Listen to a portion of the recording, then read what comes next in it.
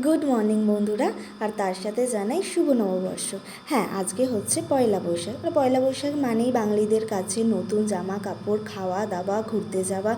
তো আমিও এখানে তাই একটা নতুন জামা পরে চলে এসেছি। এখানে রেডি হচ্ছিলাম কারণ যেতে হবে আমাকে অফিস। তো এখানে একটু আয়নার সামনে দাঁড়িয়ে চুলটা নিয়ে একটু ঢং করছিলাম। তো ঢং করতে করতে চুলটাকে আমি একটা বিনুনি করে নিচ্ছিলাম। এখানে আমি সাগর বিনুনি করছিলাম চুলটায়। তো সাগর বিনুনি করতে করতে মা এখানে সকালে চাউমিন বানিয়েছিল, তো এই চাউমিনটাই দিয়ে দিয়েছিল। তো চাউমিনটাই আমি খেয়ে নিচ্ছিলাম। তারপর রেডি ফেডি হয়ে ডিরেক্ট চলে গেছিলাম এখানে অফিসে। তো অফিসে গিয়ে একটু সোফায় বসেছিলাম। তো সোফায় বসে তারপর আজকে যেহেতু পয়লা বৈশাখ, তাই আমি এখানে একটু পুজো দিয়ে দিচ্ছিলাম, কারণ আমাদের অফিসে লক্ষ্মী গণেশ আছে।